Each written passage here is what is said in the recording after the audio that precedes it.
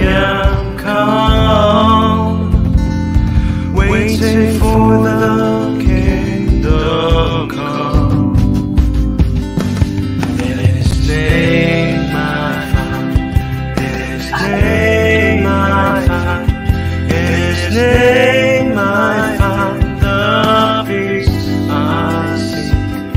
In His name I find, in His name I find, in His name I find the joy I seek.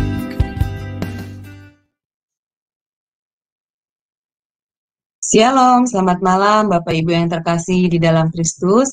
Selamat bertemu kembali pada kelas pembelajaran firman Tuhan di Sema Adonai pada hari Kamis 18 Januari 2024. Yang malam ini tentang materi konseling ya Bapak Ibu dengan tema psikologi anak, dan yang menjadi narasumbernya seperti biasa adalah Pak Pendeta Dedi Kurniawan. Baik, sebelum kita memulai kelas pembelajaran kita, maka kita akan berdoa terlebih dahulu yang akan dipimpin oleh Ibu Heni. Dipersilakan Ibu Heni. Ya, shalom Bapak Ibu yang terkasih Tuhan. Mari kita tundukkan kepala, kita belajar ya. Bapak Surgawi, pada saat ini kami datang menghampiri tatamu yang kudus ya Bapak. Kami mau belajar firman Tuhan yang mengenai pelajaran konseling ya Bapak. Kami percaya pertolongan Roh Kudus memampukan kami untuk dapat belajar, dan kami meminta Bapa urapan-Mu mengalir atas hamba-Mu, pengajar kami malam ini Pendeta Dedi Kurniawan. Biarlah full anointing Engkau berikan kepada hamba-Mu ini Bapa, untuk dapat mengajar kami, untuk membimbing kami, agar kami semakin mengerti di dalam ilmu pengetahuan Alkitab, dan apa yang Engkau berikan kepada kami Bapa, kami dapat bisa pakai untuk pelayanan kami ke depan. Bapa, berkati juga Sis Aling yang memimpin acara ini dari awal dan akhir, tim operator juga yang bekerja di belakang layar. Kami serahkan seluruhnya di dalam kasih-Mu. Oleh pertolongan Roh Kudus ya Bapa, kami acara ini dapat berlangsung tanpa hambatan. Terima kasih Bapa, di dalam nama Tuhan Yesus kami berdoa. Haleluya. Amin. Amin. Baik Ibu Heni, terima kasih untuk doa pembukaannya. Baik Bapak Ibu, sekarang sebelum kita masuk pada kelas pembelajaran kita, maka kita akan terlebih dahulu melihat profil dari narasumber kami. Silakan.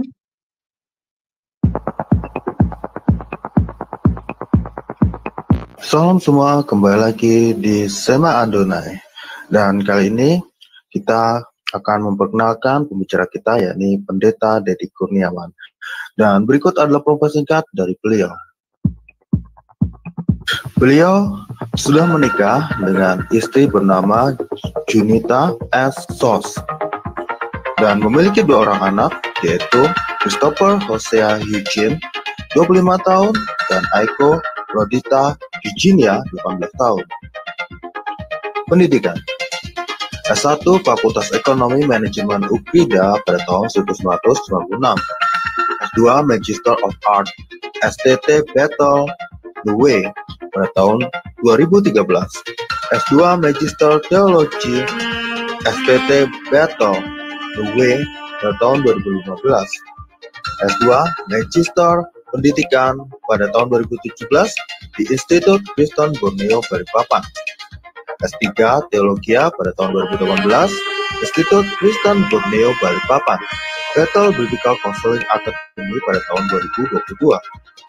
Pelayan: Ketua Cahaya Kasih Ministry Wakil Gembala GBI Persatuan BSD pada tahun 2020.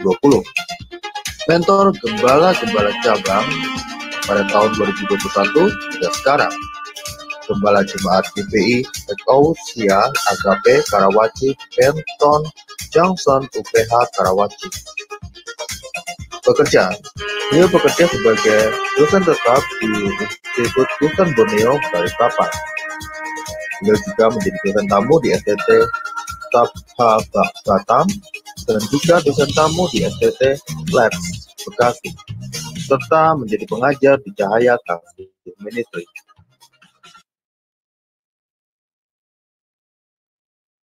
Baik, Bapak Ibu, tadi sekilas adalah profil dari narasumber kami, yaitu Pak Pendeta Dedi Kurniawan. Baik, sebelum kita mulai pembelajaran, maka saya akan menyapa terlebih dahulu narasumber kami. Shalom, selamat malam, Pak Dedi. Shalom, Pak. Pak Dedi, monitor. Suaranya masih ke mute, Pak. Ya, shalom. Ya, Iya. Bu, ya. Di Tuhan. Ya. Bagaimana, Pak, kabarnya? Semoga sehat selalu ya, Pak. Ya, amin, Bu. Terima kasih. Amin. Doakan selalu ya, Ibu-ibu, Amin, Bapak-bapak amin. semua. Ya, baik Pak, saya akan menyerahkan waktu dan tempat selanjutnya kepada Pak Dedi, dipersilakan. Ya, baik Bapak Ibu, malam hari ini kita akan belajar kembali bersama-sama dalam serial pastoral counseling. Seperti apa yang saya sampaikan bahwa pembelajaran kita begitu kompleks ya, materi-materi pembahasannya pun juga banyak, dan kita juga belajar bukan hanya pastoral counseling tapi juga belajar psikologi, kita juga belajar tentang banyak hal yang berkaitan dengan orang ya, berkaitan dengan individu begitu atau personal ya. Nah, oleh sebab itu hari ini kita akan belajar serialnya adalah yaitu tentang serial psikologi. Psikologi yang kita bahas ini adalah psikologi anak. Nah, ini kan kita semua sudah jadi orang tua, makanya kita dari pembelajaran malam hari ini kita akan banyak belajar tentang anak-anak ya, tentang perkembangan pola pikirnya, kemudian nanti seterusnya kita akan belajar hal-hal yang lain begitu. Nah, malam hari ini kita akan belajar sesuatu yang dari dasar tentunya, kita akan mulai tentang hal itu. Nah, oke, baik, malam hari ini seperti slide yang saya sudah persiapkan bagi Bapak Ibu Saudara semua, yaitu kita akan bahas tentang hal ini ya. Jadi kita akan masuk di dalam serial bukan drama Korea, tapi serial psikologi anak. Ya, yaitu hari ini pembahasan kita adalah masalah pertumbuhan dan karakteristik anak usia sekolah, Bapak Ibu. Karena kita harus mulai ini dan kita akan lihat apa saja yang kita pelajari daripada tema kita malam hari ini. Yang pertama, fakta Alkitab tentang anak-anak. Itu yang pertama. Yang pertama, kalau kita melihat kepada kebenaran firman Tuhan, sangat banyak sekali berbicara Alkitab tentang anak-anak.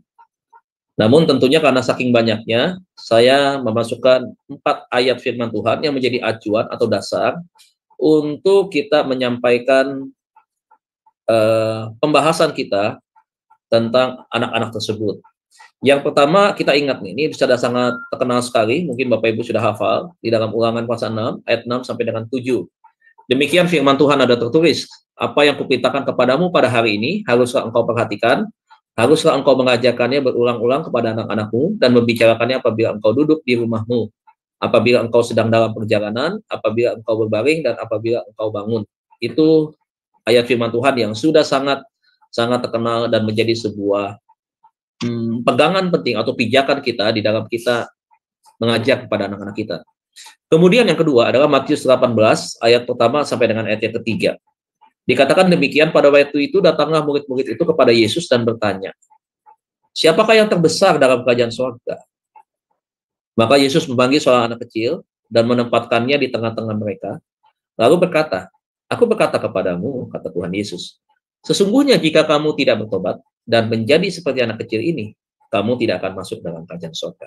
Apa artinya, saudara? Matius 18 ayat 1-3 ini langsung daripada Tuhan Yesus sendiri yang menegaskan kepada kita, sekaligus memberitahukan kepada kita tentang betapa pentingnya seorang anak kecil itu, betapa besarnya perhatian Tuhan Yesus kepada seorang anak kecil.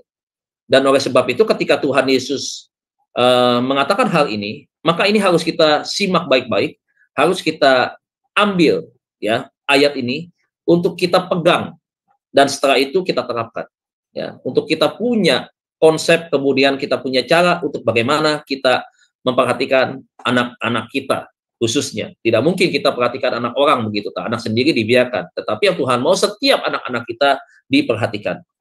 Kemudian ayat yang ketiga, Amsal 29 ayat 17. Dikatakan, didiklah anakmu, maka ia akan memberikan ketentraman kepadamu dan mendatangkan sukacita kepadamu. Ya, jadi didiklah itu dia. Perhatikan, kemudian setelah perhatikan, didik dia, begitu. Jadi didiknya dengan cara apa? Itu tadi Ulangan 6 ayat 6 sampai dengan 7 ya.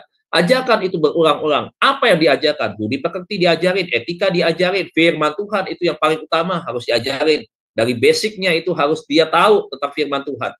Ngapain dia berdoa? Untuk apa maksudnya berdoa? Untuk apa dia baca Alkitab? Kepada siapa dia berdoa? Begitu. Udah harus tahu begitu. Nah, yang keempat, ini sama nih ya, sama ini sorry nih Bapak Ibu ya, saya double nih, saya nggak lihat.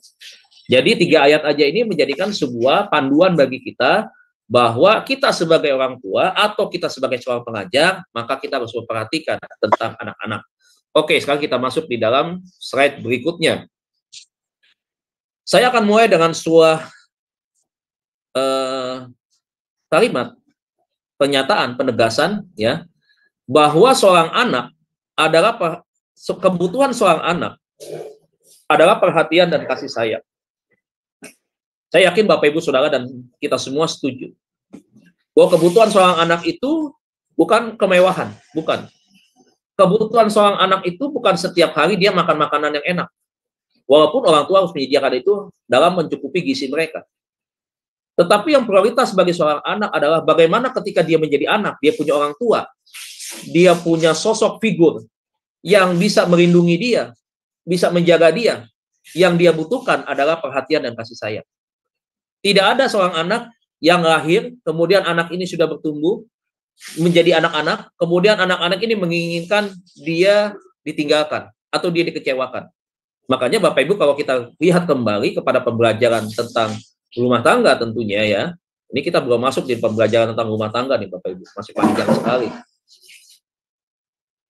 Maka kita lihat yang selalu menjadi korban itu adalah anak. Kenapa begitu? Karena anak ini akan kehilangan apa yang disebut dengan perhatian. Anak ini akan kehilangan apa yang disebut dengan kasih sayang. Begitu. Ya, kalau kita pikir dengan bahasa yang sederhana, mungkin orang di luar bilang, kok tega-teganya ya, anak masih kecil, mama papahnya udah berpisah, udah cerai begitu.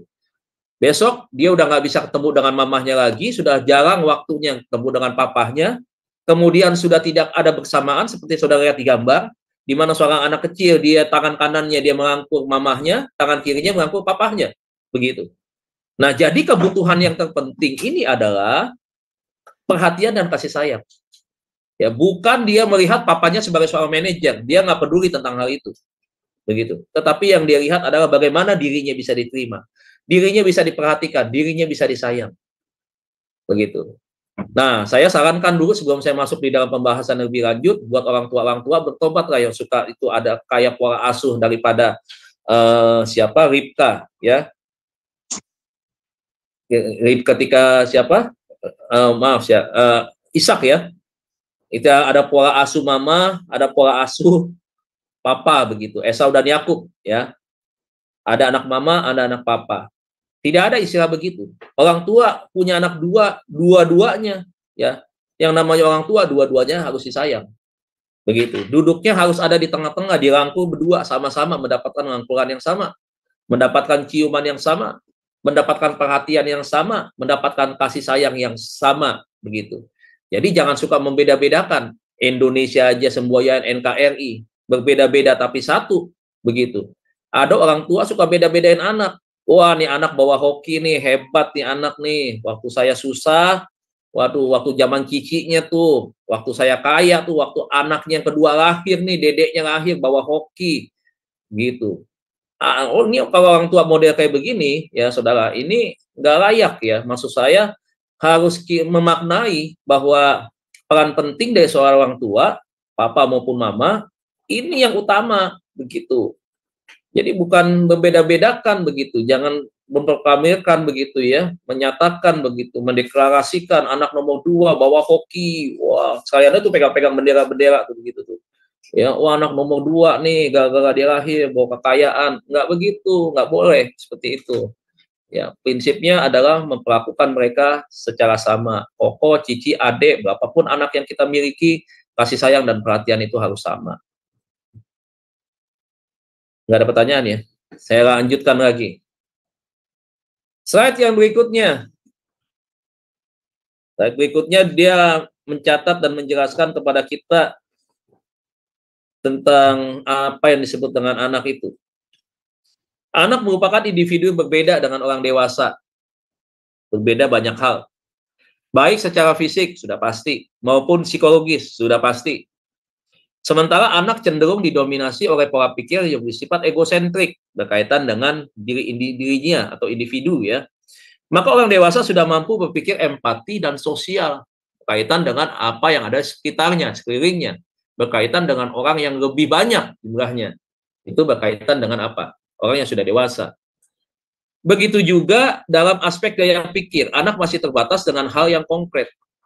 Sedangkan orang dewasa sudah mampu berpikir abstrak dan universal. Pertumbuhan dan perkembangan pada anak berlangsung secara bertahap dan bersifat holistik atau menyeluruh gitu. Artinya pertumbuhan dan perkembangan itu tidak hanya dalam aspek biologis, kognitif dan psikososial. Karena adanya perbedaan tingkat perkembangan intelektual, karakteristik dan kebutuhan anak yang kemudian juga mengakibatkan adanya perbedaan kebutuhan bimbingan belajar yang diberikan kepada anak. Jadi ini adalah letak perbedaan antara anak-anak dengan orang tua, saudara. Sebenarnya sih kita juga tidak perlu menjelaskan hal ini, kita tahu kok bagaimana, karena kita berhadapan langsung dengan anak-anak, ya. Berbeda mungkin, mohon maaf, kalau ada orang yang menikah sampai hari ini mungkin masih menunggu kehadiran seorang anak. Tetapi kalau orang tua yang sudah menikah dan mereka sudah memiliki anak, dari sejak lahir sampai dengan hari ini bertumbuh di usianya sekarang, saudara, saya yakin itu adalah pembelajaran yang berkaitan dengan apa yang dijelaskan daripada slide ini. Begitu. Kita bisa melihat cara pola pikir dia. Pada masa kecil, anak lebih banyak masanya bertanya kepada orang tua, kemudian banyak mengamati orang tuanya, cara baca Qurannya anak tahu tuh. Begitu. Cara minum papahnya dia tahu tuh, cara papahnya makan dia tahu, begitu. Kenapa? Karena dia banyak mengamati begitu. Dan kebanyakan kalau anak-anak berpikir tentang aku, makanya selalu gitu, aku duluan, aku. Karena itu berbicara tentang apa? Karena dia egosentrik. Nah, kalau orang yang dewasa, dia memikirkan tentang banyak hal. Contohnya orang tua, papa berbicara tentang hal yang universal, hal yang bersifat luas begitu. Siapa yang dipikirkan? Istri, anak-anak begitu, dan mungkin hal-hal yang lain, pekerjaan, orang tua daripada si papa gitu, dan seterusnya, begitu banyak hal yang dia pikirkan. Nah, pola pikirnya juga berbeda ya, tingkat kognitifnya atau dia pertumbuhan berpikirnya itu juga berbeda. Anak punya masa-masa pertumbuhan untuk mengalami perubahan di dalam pola berpikir begitu.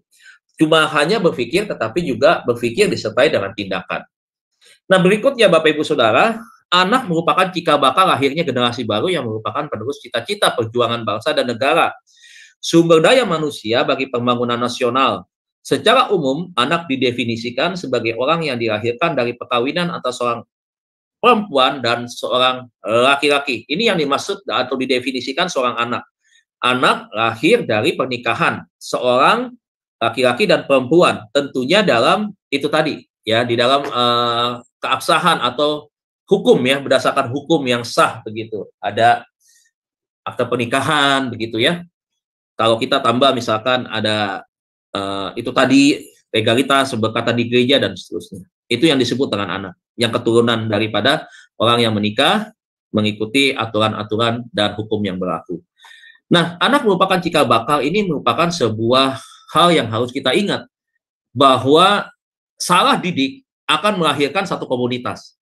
Komunitas yang apa? Komunitas yang liar, saya katakan demikian, karena di sana muncul generasi yang sulit diatur, generasi yang hidup dengan kebebasan, generasi yang tidak pernah berpikir tentang sebuah kemajuan, yang berpikir tentang bagaimana saya harus punya masa depan, dan seterusnya begitu. Jadi kalau misalkan pendidikan ini atau ketika anak tidak dipersiapkan dengan baik, maka cikal bakal suatu bangsa akan terancam, saudara. Nah, ini kan kita lihat nih betapa pentingnya kehadiran seorang anak kelak. Regenerasi itu diturunkan untuk apa? Untuk ke depan membangun sesuatu yang lebih baik. Ketika manusia pertama diciptakan, Tuhan sudah kasih tahu planningnya Tuhan, bahwa salah satunya adalah ketika dia melakukan regenerasi, dia punya keturunan, maka keturunannya itu menjadi keturunan apa? Sama seperti orang tuanya. Pertama, dia takut akan Tuhan. Keturunan-keturunan ilahi. Keturunan-keturunan ilahi ini adalah keturunan-keturunan yang mengenal Tuhannya, yang beribadah kepada Tuhannya, yang melihat contoh bagaimana cara beribadah kepada Tuhannya lewat orang tuanya. Makanya selalu saya katakan, kalau kita kembali kepada dunia pendidikan, maka kita lihat ada dua. Di bawah saya tulis ya NB atau notebook atau catatan ada 2 cabang ilmu. Lihat, ketika kita belajar tentang hal ini, psikologi anak, maka kita berbicara tidak hanya tentang psikologi. Maka psikologi anak berkaitan dengan pendidikan agama Kristen, berkaitan dengan parenting. Ini sangat paralel ya pelajaran ini. Jadi tidak bisa pelajaran ini sendiri-sendiri, tidak bisa. Karena pelajaran ini satu rel atau satu kaitan ya. Dan ini berhubungan dengan sangat erat gitu. Nah, jadi ini Bapak Ibu ya tentang anak. Jadi oleh sebab itu kita mengerti hari ini ternyata anak-anak kita adalah calon penerus bangsa, calon penerus gereja, calon penerus kita juga di dalam apa? Di dalam iman percayanya, di dalam bagaimana nanti misalkan apa yang kita bisa wariskan kepada anak kita, bukan harta. Ya, ilmu yang kita wariskan, cara mendidik kita yang kita wariskan, dia turunkan lagi nanti kepada cucu kita misalkan, kepada anaknya dia. Nah, ini akan menjadi sesuatu hal yang terbangun terus dengan baik ya, satu generasi yang semakin baik ke depan. Nah, kalau kita lihat dari semakin begitu banyak anak-anak berkumpul dari masing-masing keluarga, maka akhirnya akan menjadi satu bangsa, akan melahirkan satu kota begitu. Dari komunitas itu dari rumah. Nah, ya dari komunitas, kemudian jadi RT, RW, kemudian jadi apa lagi? Jadi satu kelurahan, kecamatan, jadi kota madya, akhirnya jadi satu bangsa. Nah, dimulai dari sini. Nah, saudara terbayang nggak kalau misalkan punya anak, ya, kemudian dia lahir, tetapi cara di dalam memulai pendidikan dan memahami tentang anak-anak itu tadi di dalam pertumbuhannya, sampai dengan cara bagaimana kita bisa mengayomi dan kita bisa memberikan teladan dan menunjukkan kasih sayang kepada anak kita, itu kita tidak maksimal, tidak bisa berjalan dengan baik. Nah, ini sebuah tantangan dan ancaman, sesuatu yang sangat bahaya yang harus kita pikirkan dari sekarang. Kita masuk sekarang di dalam satu pengertian tentang anak usia sekolah. Anak usia sekolah merupakan anak yang sedang berada pada periode usia pertengahan. Usia pertengahan ini usia sekolah, maksudnya sekolah dihitung dari SD sampai SMP ya, SMA ya Bapak Ibu ya, itu disebut dengan usia pertengahan. Nah, periode usia pertengahan itu anak yang berusia 6 sampai 12 tahun. Anak usia 6-12 tahun yang sudah dapat mereaksikan rangsangan intelektual atau melaksanakan tugas-tugas belajar yang menuntut kemampuan intelektual. Jadi lihat, usia 6-12 tahun, makanya anak-anak sudah diperkenalkan, sudah dilatih untuk hal-hal yang bersifat intelektual. Sesuatu yang bersifat pengetahuan, ya, sesuatu hal yang berkaitan dengan kecerdasan. Dan kemampuan untuk dia berpikir, kognitif ya. Nah, dengan cara apa? Seperti misalkan dia membaca, mengenal huruf A, B, C, dan sampai Z begitu. Kemudian menyusun huruf itu, kemudian menjadi satu kata, ya, B, A, B, C, kemudian disusun B, depan, A yang kedua, C yang ketiga, A pindah lagi ke belakang. Jadi apa dibacanya? Baca, begitu. Ya, kemudian dilatih seperti itu. Kemudian setelah dilatih untuk membaca, anak diajar untuk menulis. Melihat huruf B itu seperti ini, huruf C seperti ini, oh angka 1 seperti ini. Nanti sudah angka ini sudah ada, mau diapain, bagaimana caranya? Nah, belajar untuk menghitung. Dek, nih Dek ya, aku ajarin ya, Papa ajarin nih. 1 ditambah 1, ya. Kasih contoh, nih pensil kamu punya 1, Papa kasih 1, jadi pensilnya ada berapa Dek? Ada 2 Papa. Nah, catat tuh, tulis tuh, angka 2 di belakangnya, itu seperti itu. Ya. Kemudian berikutnya adalah hal-hal baru yang dialami oleh anak-anak sudah mulai masuk dalam usia sekolah akan mempengaruhi kebiasaan makan mereka. Ya tentu, kebiasaan mereka itu pagi, mereka bangun sebelum ke sekolah, mereka harus sarapan dulu, begitu. Kan nggak mungkin lagi belajar, dia mau makan ciki, begitu. Dia buka bungkusan nasi uduk, dia makan nasi uduk, kan nggak mungkin, begitu. Jadi ada pola-pola makan yang sudah dilatih juga menjadi pola makan yang teratur. Pagi, susu, roti, misalkan, nggak sarapan nasi, misalkan. Nanti siang bawa bekal, kan, dibawain bekal dari rumah. Nanti jam istirahat, tergantung. Dian Harapan tuh jam 11, sudah istirahat. Udah bunyi bel, anak-anak makan, begitu ya. Entah jam berapa, jam 12 atau jam 10 lah, begitu. Mereka makan lagi, begitu. Nah, baru pulang, gitu. Jadi nggak setiap jam mereka makan.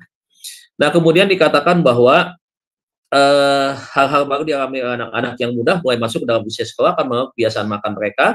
Anak-anak akan merasakan kegembiraan di sekolah. Kenapa dia gembira? Oh, makannya sama-sama dengan teman-temannya. Oh, teman-temannya bawa spaghetti. Oh, kalau dia misalkan bawanya bihun misalkan. Oh, yang satu lagi misalkan bawanya itu tuh apa namanya chicken nugget misalkan kayak begitu. Oh seneng sambil makan, aduh ceria begitu ya, saling bagi-bagi makanan ini aku punya lebih nih makan begitu. Ya, jadi sebenarnya secara tidak langsung sedang dilatih juga untuk bersosialisasi ini anak. Untuk anak ini juga bisa mengamati tentang sahabatnya, mengenal begitu ya. Secara tidak langsung pengenalan karakter akan teman-temannya terbangun dari ini, dari tadi kegembiraan yang dibangun bersama-sama. Bahkan bisa menemukan hobi yang sama ketika itu tadi berjumpa di sekolah begitu. Kemudian ada rasa takut akan terlambat jika di sekolah. Ayo Pak cepetan dong Ma, ayo cepetan dong Ma, udah jam segini nih Ma, begitu tuh. Ya. Nah, itu normal begitu ya. Jangan kok terputus. Maaf Bapak Ibu Saudara. Saya yakin Bapak Ibu bisa maafkan saya ya, karena semua anak Tuhan. Kemudian berikutnya dikatakan bahwa anak-anak ini menyimpang dari kebiasaan makan yang diberikan kepada mereka. Nah, menyimpangnya kadang-kadang nggak semua, kadang-kadang bisa juga menyimpang. Menyimpangnya apa? Kadang-kadang justru ketika jam istirahat maka dia jadi nggak fokus. Kadang-kadang main lari-larian, apa semua. Nah, oleh sebab itu biasanya ketika ada di sekolah, guru wali kelas itu tidak tinggalkan anak-anaknya untuk naik makan di atas, ada di tempat makan sama-sama begitu. Tidak, tetapi dia nemenin. Nanti dia bilang, kalau mau makan, makan dulu, nanti baru bicara dan ngobrolnya. Nah, kurang lebih begitu. Nah, anak usia sekolah itu seperti itu Bapak Ibu ya, kurang lebih gambarannya. Kita masuk sekarang berikutnya nih. Kita masuk di dalam karakteristik anak usia sekolah. Nah, sifatnya.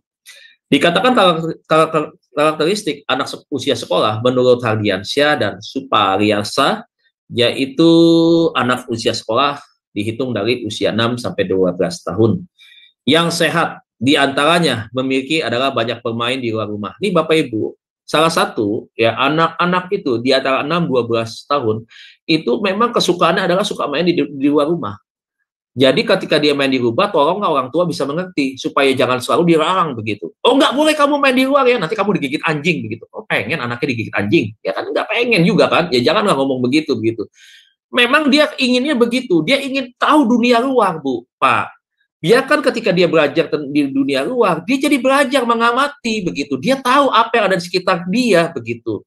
Dia bisa lihat ada pohon, dia bisa lihat ada apa lagi, ada serangga, dia bisa lihat banyak hal yang dia tahu. Jadi nggak kupar ini anak begitu. Jadi jangan disekep terus kayak mangga, nanti mateng dia, kematangan lama-lama bonyok, jadi nggak kemakan begitu. Jadi biarkan anak ini belajar di luar, mengenal dunia luarnya, karena memang itu sifatnya dia itu, rasa ingin tahunya tinggi begitu. Biarkan dia beraktivitas di luar, dia juga pengen ketemu dengan teman-temannya di komplek yang sama, dia juga ingin cerita tentang sekolahnya, dia juga ingin cerita tentang gurunya, dia juga ingin cerita tentang banyak hal, hobinya di sekolah, fasilitas di sekolahnya ada kolam renang, dan dia ingin cerita seperti itu. Ya, jadi jangan suka dilarang begitu. Ya, giliran Anda aja sebagai orang tua kelayapan mulu, giliran anak kelayapan sedikit diomelin, padahal di depan rumah begitu.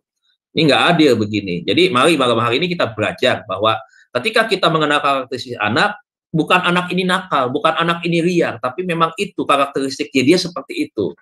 Ya. Kemudian dikatakan berikutnya bahwa apalagi tadi saya sampai di mana tuh? Melakukan aktivitas fisik yang tinggi, lari-larian, main bola, lompat-lompatan, ya itu anak-anak begitu. Dia masih mending main lompat-lompatan itu di lapangan atau di jalan begitu kan, daripada dia main lompat-lompatan dari tiang listrik ke bawah. Itu kan berbahaya begitu. Nah, dikatakan bahwa sumber penyakit yang berperilaku yang tidak sehat ada risikonya. Kenapa? Tangan kotor, main becek-becekan misalkan. Nah, itu harus kasih tahu. Nah, kamu kalau main di luar, sering-sering cuci tangan. Pegang sesuatu, cuci tangan. Pegang sesuatu, cuci tangan. Kenapa? Karena bisa di situ ada virus, di situ ada kuman, di situ bisa ada bakteri. Kalau kamu makan, cuci tangan dulu. Kamu mau pergi ke taman di sana, kalau kamu pergi ke tempat main, apa namanya lah, kalau di komplek begitu, kamu pegang ayunan, habis pegang ayunan cuci tangan. Jangan makan ya, jangan makan dulu begitu. Jangan suka masukin mulut, gigit-gigit jari ya, nggak boleh ya, kasih tahu orang tua begitu. Jadi ada resikonya, bukan berarti kita melepas begitu aja. Ada lagi, kalau misalkan ada yang sakit, ada yang pilek, kamu jangan deket-deket dia ya, nanti kamu terpapar. Udah, kamu jauhin, walaupun mau main di komplek, di taman, tapi kamu nggak boleh dekat-dekat begitu. Atau kamu pakai masker ya, kalau zaman sekarang. Nah, itu ada nasihat, masukan yang kita berikan untuk apa? Anak terhindar daripada resiko. Secara fisik dalam keseharian anak akan sangat aktif seperti apa? Bergerak, berlari, berlompat, dan sebagainya. Biarin aja. Ini saya kan di badminton kan usia ngajar dari kelas 1 sampai kelas 6 SD. Bapak Ibu memang betul. Karakteristik anak mereka tuh beda-beda. Saya bisa tahu nih anak dididik benar sama nggak benar sama orang tuanya ketahuan. Ya ketahuan banget. Berarti orang tuanya kayak begini nih di rumah nih. Tahu, karena apa yang dilakukan di sekolah itu kan contohnya kan dia dapat dari rumah. Begitu, cara dia ngomong, kasarnya, dia memperlakukan orang lain seperti apa, itu pasti dia lihat tuh ada contohnya, ada filmnya yang dia tonton di rumah, film tentang mamanya, film tentang papahnya, dia tiru. Nah, karena kalau kita masuk ke pelajaran berikutnya minggu depan kalau saya siapkan pelajaran ini, atau nanti saya atur ya Bapak Ibu ya, karena saya mungkin nanti mungkin ada Desi yang akan masuk menggantikan saya di pelajaran pastoral counseling. Nanti saya akan masuk dalam sebulan mungkin 1 kali Bapak Ibu, karena kesibukan saya untuk 1 semester ini ya Bapak Ibu ya. Saya akan atur nanti untuk kita lihat tentang pelajaran ini khususnya ya, lebih jauh lagi. Nah kemudian anak dikatakan bergerak, berlari, berlompat, dan sebagainya. Ini adalah satu hal yang memang biasa itu terjadi. Saya lihat di sekolah begitu ya. Dari aktivitas ini jangan mereka dibentak, dimarahi begitu. Saya nggak mau ya. Mister nggak mau ya, Mister Dedi nggak suka ya, kamu lari-larian, lompat-lompatan begitu, Mister Dedi paling nggak suka, kamu duduk, diam. Ngerti ya, diam ya. Nggak bisa, saya nggak boleh larang begitu. Kenapa? Memang karakteristik dia begitu. Kalau saya larang dia seperti itu, wah saya harus bertobat ini, begitu. Nah memang dia seperti itu, tapi saya harus kasih tahu, kalau lari nggak boleh jolok-jolokan sama teman ya. Kalau kamu lompat-lompat, nggak boleh tuh, bahaya, itu licin, itu ada air di situ. Kalau kamu terpleset, nanti kamu bisa jatuh, kaki kamu bisa terkilir, kesereo, kaki kamu bisa luka dan seterusnya. Kasih tahu dia, gitu. Nah, jadi seringkali karakter dan perilaku yang dia dapatkan dari dia nonton video mama dan papanya itu kelihatan, begitu. Nah, kemudian dikatakan jika tidak diimbangi dengan asupan zat gizi yang seimbang dapat menimbulkan beberapa masalah gizi. Anak juga bukan hanya dilihat daripada keaktifannya. Anak tidak hanya dilihat daripada keceriaannya dia, tapi anak juga harus diperhatikan gizinya. Di sekolah lagi saya bicara karena memang kehidupan saya setiap hari kan di sekolah ya. Saya pernah bilang ke Bapak Ibu sekalian, dalam 1 hari profesi saya itu beda-beda. Contoh, besok saya pagi besok saya jadi pengajar, dosen teologi sampai jam 12. Habis itu siang saya jadi pelatih badminton. Malam jadi pelatih badminton lagi, plus malamnya itu saya sebagai gembala jemaat untuk apa? Zoom gereja, saudara. Jadi beda-beda dalam 1 hari begitu. Nah, tapi lebih banyak saya di dunia sekolah ini. Nah, makanya saya punya harapan 1 kali Tuhan, bukannya mimpi kosong begitu, tapi harapan, keinginan, kalau Tuhan setuju, kalau Tuhan kehendaki. Saya sih pengen punya sekolah gitu, karena saya cinta banget yang namanya mengajar, saudara. Saya senang banget, saya menemukan passion saya di mengajar. Dulu saya orang yang nggak tahu tentang bagaimana untuk mau ke depan seperti apa, karena saya bukan orang yang rajin belajar dulu waktu SMP, SMA. Tapi ketika sekarang saya menemukan destiny atau panggilan yang Tuhan tetapkan dalam kehidupan saya menjadi hamba Tuhan, dan kemudian saya belajar teologi, saya mulai jadi pengajar, saya baru menemukan passion saya sesungguhnya. Jadi dunia saya nggak jauh-jauh dari melatih dan mengajar begitu. Nah, jadi Bapak Ibu, memang hari-hari saya banyak dengan anak-anak. Nah, ketika saya bersama dengan anak-anak, saya mengamati. Saya menjadi orang yang melihat, meneliti tentang mereka. Saya menjadi seorang yang betul-betul memperhatikan, kemudian saya mempelajari dan mengingat setiap materi pelajaran yang saya pernah dapatkan begitu. Lantas saya menjadi mengukurnya begitu. Mengukurnya, oh teori ini bilang begini. Oh iya, betul ya. Oh teori ini bilang begini. Oh tapi masih ada kekurangan yang harus ditambahkan. Karena kenyataannya dalam prakteknya ada yang seperti ini dan seterusnya. Jadi gitu. Kadang-kadang kalau saya mengajar antara teori dan praktek, ada praktek-praktek yang saya temukan, saya masukkan, karena itu adalah berbicara tentang penelitian, pengamatan, observasi. Nah, jika tidak diimbangi dengan asupan zat gizi yang seimbang dapat menimbulkan beberapa masalah gizi. Betul, ada anak kelas 6 pendek Bapak Ibu sama anak kelas 4 kalah tinggi. Kenapa bisa begitu? Nah, mamanya mungkin nggak memperhatikan masalah gizi begitu kan. Tidak bisa juga dikatakan orang miskin begitu ya, gizinya nggak seimbang, nggak juga. Pada banyak orang miskin juga posturnya bagus-bagus begitu. Karena gizinya nggak seimbang begitu, nggak begitu diperhatikan begitu. Nah, kalau gizinya diperhatikan, maka anak ini akan berkembang. Karena itu masa pertumbuhan 6-12 tahun, bukan hanya masalah kognitif, masalah berpikir yang berkembang, tetapi juga fisik juga mengalami pertumbuhan. Nah, kalau diimbangi dengan vitamin, makanan-makanan bergizi, buah, sayuran, begitu ya, susu dan seterusnya, 5 sehat, 4 sehat, 5 sempurna, saya yakin anak ini pertumbuhannya akan bagus begitu. Ada papa mamanya tinggi, bagus posturnya. Anaknya pendek, pendek Bapak Ibu, nggak gede-gede kayak bola bekel begitu ya. Kenapa bisa begitu? Nah itu tadi ya gizinya kurang gitu, karena nggak diperhatikan begitu. Nah orang tua sekarang kan hebat ya, begitu tahu anaknya bukan dipaksakan tapi diarahkan. Kamu harus ini ya, makan ini, dibiasakan sebenarnya. Nggak hanya dibiasakan makan chicken nugget, terus ini anak besok sariawan panas dalam begitu terus tuh begitu, nggak bisa gede-gede. Kenapa makannya nugget terus begitu? Tapi kalau misalkan diimbangi dengan susu ya, diimbangi dengan sayuran ya, jus buah-buahan, jus sayuran begitu, ya, anak ini akan bagus ya. Bukan hanya fisiknya yang bertumbuh dengan bagus, tetapi juga otaknya, nutrisinya itu akan bagus. Ya ini ya Bapak Ibu ya, kalau misalkan kekurangan gizi akibatnya akan anemia, defisiensi besi, kekurangan vitamin A, dan kekurangan yodium. Ada resiko-resikonya tentunya. Kita lanjut ke slide berikutnya. Karena kebutuhan gizi anak, saya masukkan dulu beberapa hal supaya kita menyadari dan mengerti tentang kebutuhan gizi anak itu apa. Kebutuhan zat gizi yang diperlukan anak di sekolah, selain untuk proses kehidupan, juga diperlukan untuk proses pertumbuhan dan perkembangan kognitif anak. Jadi anak bisa pintar, bisa tidak, ya dia punya pemikiran yang baik atau tidak, beda dengan temannya kan, kita kadang-kadang bisa beda tuh, anak ini kok seumur tapi kok pemikirannya beda ya. Nah ini karena masalah itu tadi, gizinya amat sangat cukup, mungkin lebih. Oleh sebab itu anak-anak membutuhkan zat gizi makro meliputi karbohidrat, protein dan protein lemak, zat gizi mikro meliputi vitamin dan susu dan mineral. Umumnya pada anak usia sekolah, gigi susu tanggal secara berangsur dan diganti dengan gigi permanen. Jadi ini berkaitan dengan kalsium ya, misalkan itu ya, kalau tulang ya, gigi kan termasuk bagian daripada tulang begitu. Anak juga sudah lebih aktif memilih makanan yang disukai. Nah, kalau dia sudah memilih makanan yang disukai, celakanya kalau orang tua nggak pernah mencoba memberikan anak-anak makanan yang lain. Anak-anak sekarang saya perhatikan sangat jarang ya yang suka sayur begitu.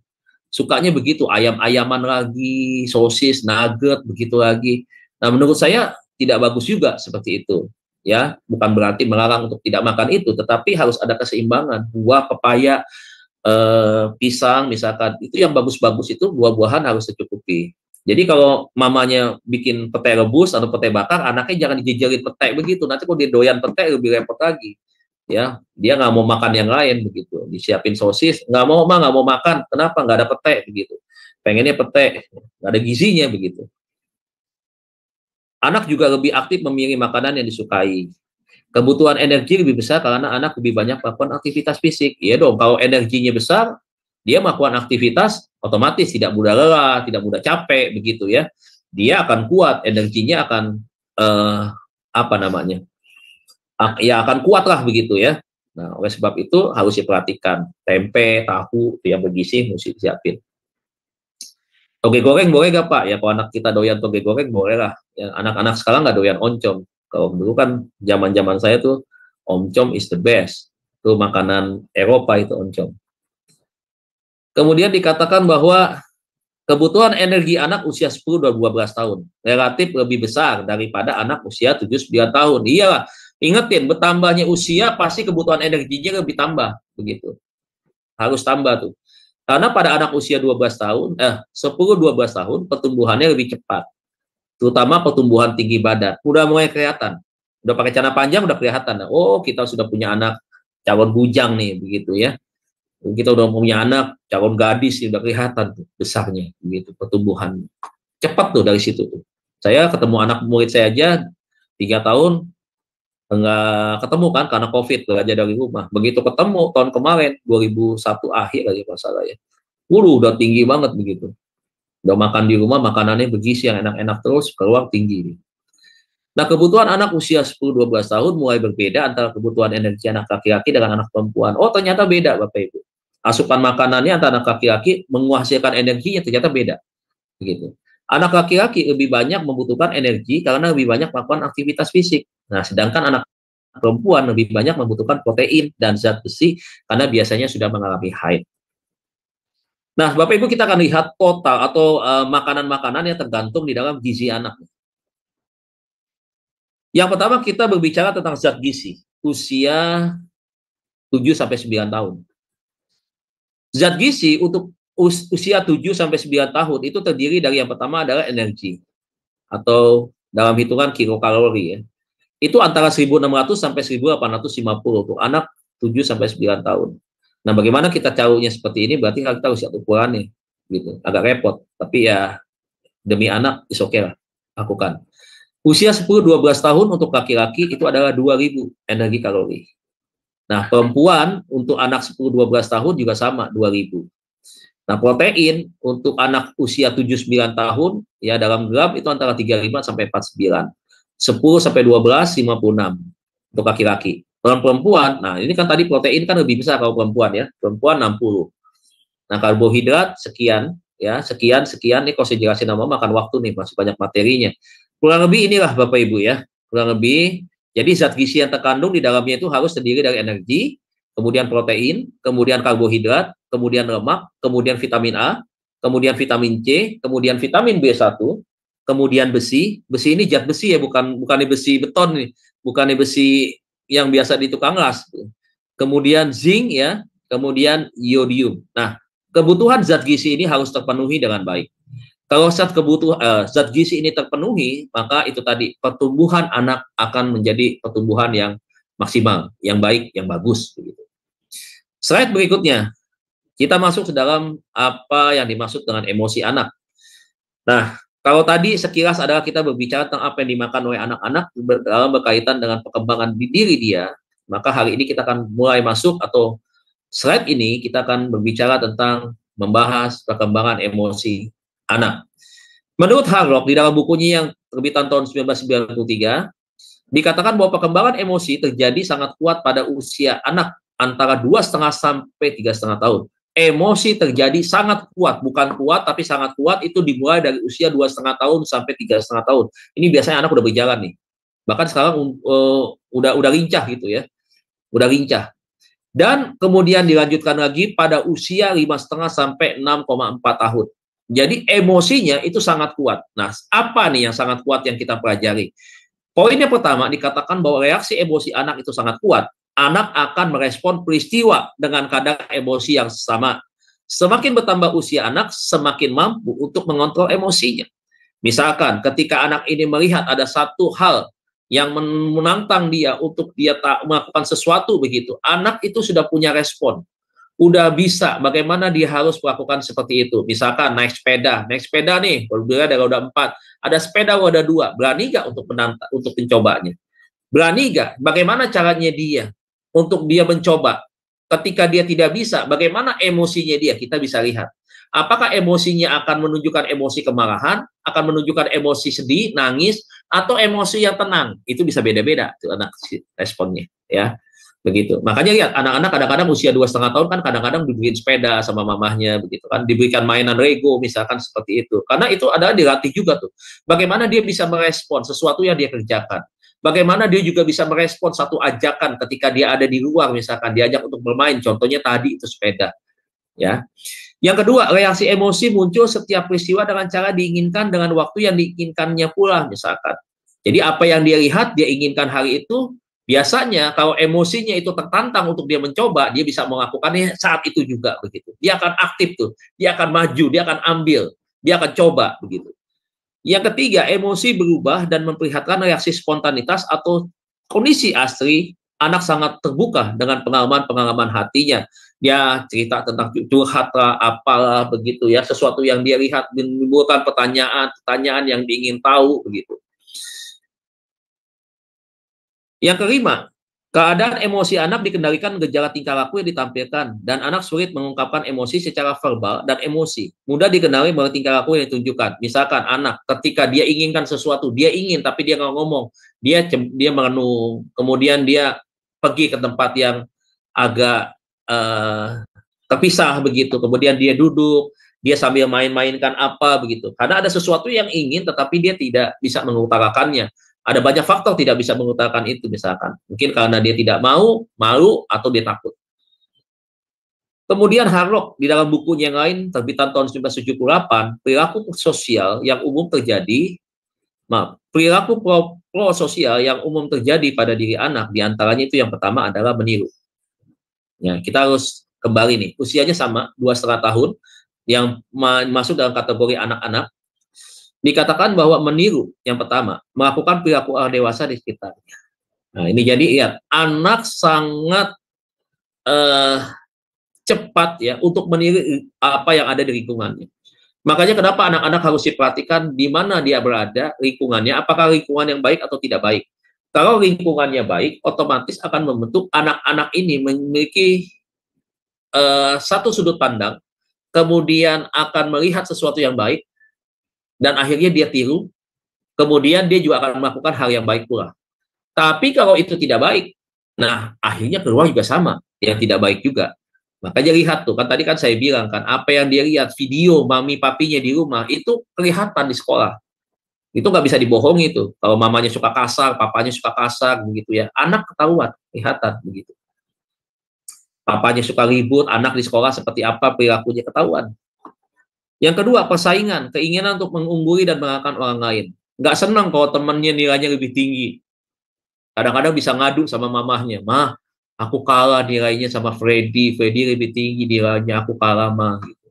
Babanya bilang, tenang, oh dek, nggak usah putus asa, nggak usah sedih.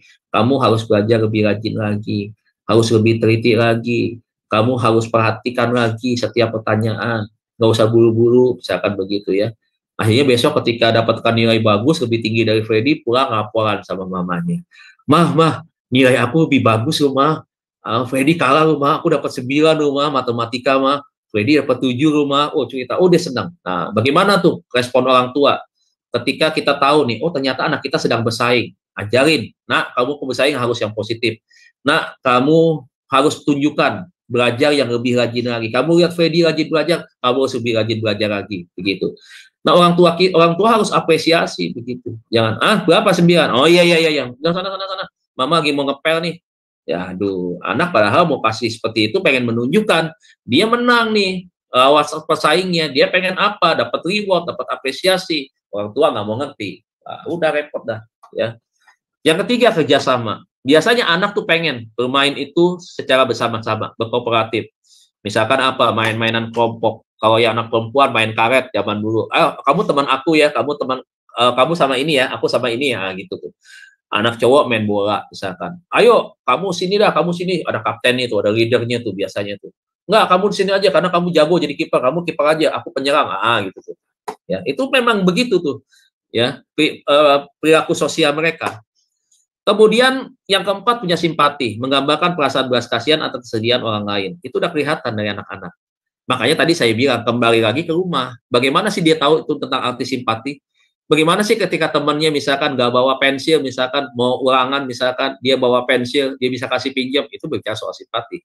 Nah, itu kan juga harus diajarin dari rumah, nggak muncul begitu aja. Bisa aja muncul secara alami, tetapi kalau masalah simpati ini, kalau diajarin dari rumah, anak ini akan terbentuk sifat simpatinya, begitu. Dan itu akan tetap melekat di dalam dirinya dia. Ya, jadi memperhatikan orang lain dan punya kepedulian ketika orang lain menghadapi kesusahan. Kemudian empati, menempatkan diri pada posisi kesedihan orang tersebut. Tadi saya sudah sebutkan simpati dengan empati. Yang keenam, dukungan sosial, dukungan dari orang sekitar. Jadi anak itu perlu disupport. Siapa yang support? Tidak harus orang tua. Kita punya adik, punya adik, om, tante misalkan, 3 satu rumah. Om, tante harus support. Begitu. Jadi jangan terkesan juga nggak boleh cuek juga, namanya keponakan. Begitu. Om dan tante tetap harus memperhatikan. Kalau mama papanya kerja di luar gitu, ikut juga mengajar begitu, ikut juga menyampaikan sesuatu yang baik, mendidik mereka. Yang ketujuh, apa ini? Berbagi, memberikan miliknya kepada teman atau dewasa dan bentuk kepedulian. Nah, ini kedua kelihatan juga. Ada anak yang di sekolah pelit, ada anak yang punya makanan 1, patahin 2 bagi temannya. Punya temannya 4, patahin lagi yang itu dibagi lagi. Nih, aku patahin. Kamu kasih lagi itu, patahin lagi, kasih di itu. Dapat 4. Nah, ini keren yang begini. Kenapa dia begitu? Karena memang pada dasarnya sifat sosial dia begitu, suka memberi. Nah, suka memberi ini juga kembali lagi harus diajarin dari rumah. Yang ketujuh, yang kedelapan, perilaku akrab. Hubungan antara erat dan personal dengan orang lain atau teman sebaya. Jadi punya teman dekat. Kadang-kadang dulu kalau zaman saya sekolah, saking dekatnya di sekolah, padahal di sekolah setiap hari ketemu. Tapi begitu pulang sekolah, yuk ke rumah lu yuk, ke rumah kamu yuk, main ke rumah kamu, main. Baca buku sama-sama. Bukunya apa? Dulu nih, zaman Denny Manusia Ikan, Bobo bacanya dulu. Apalagi dulu ya bukunya tuh. Oh, bukan Petruk Gareng itu. Petruk Gareng mah sopir angkot, sopir itu yang baca dulu. Apa ya dulu ya? pokoknya adalah buku-buku yang biasa suka kita baca tuh zaman-zaman anak-anak tuh. Ada buku Asterix, buku ceritanya begitu. Wow, banyak ya. Jadi perilaku akrab itu sudah terbangun ya. Emang indah melihat mereka di masa-masa mereka itu menjalani kehidupan pada masa anak-anak. Saya pun kadang-kadang suka berpikir, masih ingat di memori saya masa-masa kecil saya itu seperti apa dulu. Senang banget. Dan beberapa sahabat saya udah meninggal malah sekarang. Teman dari SD begitu ya, saya dapat info sudah tidak ada, padahal saya punya banyak kenangan dengan dia. Ya itulah kehidupan manusia. Kita masuk pada karakteristik perkembangan sosial anak. Saya harus memperhatikan jam, kalau kelewat saya harus stop nih. Ini yang mengerikan kalau udah lewat daripada 1 jam. Udah 1 jam benar. Bapak Ibu, saya stop aja sampai sini ya Bapak Ibu ya, atau saya lanjutkan cepat aja. Jam 22. Apa saya melanjutkan 15 menit atau saya tutup Bapak Ibu Saudara? Ya boleh Pak, dilanjutkan 15 menit lagi. 15 menit aja ya. Oke, 15 menit. Ya. Karena ini tadi harus saya sampaikan, harus saya jelaskan kalau setiap slide yang kalau kita berkaitan dengan pelajaran ini kan harus tahu gitu. Ya, harus silakan Pak. Oke, karakteristik perkembangan sosial pada anak. Pada umumnya, fase ini atau tahap ini merupakan saat ketidakseimbangan, tidak balance, ya, di mana anak muda terbawa ledakan-ledakan emosional sehingga sulit dibimbing dan diarahkan. Biasanya suka protes. Udah suka protes, kadang-kadang kalau yang dia nggak setuju, dia akan menunjukkan reaksi. Reaksinya otomatis biasanya reaksi yang negatif umumnya, tetapi bukan berarti yang negatif itu adalah sesuatu yang jelek. Bukan. Sebenarnya kita sebagai orang tua atau sebagai guru perlu tahu alasan. Alasan itu yang harus kita tanyakan. Nah, karena kita harus tahu pada fase ini mereka seperti itu emosinya. Ya, di mana pola tersebut sama untuk setiap anak secara normal. Jadi rata-rata semua anak itu sama, nggak ada yang beda kalau dalam hal ini. Nah, pada dasarnya semua anak menempuh tahapan sosialisasi. Kurangnya kesempatan anak untuk bergaul secara baik dengan orang lain dapat menghambat perkembangan sosialnya. Anak ini akan menjadi anak yang kupar. Anak ini akan menjadi anak yang tidak suka dengan orang. Anak ini akan menghindari daripada pergaulan dengan orang lain. Nah, kesalahannya siapa di sini? Nah, kesalahannya kalau misalkan orang tua terlalu berlarang, akhirnya ya seperti itu.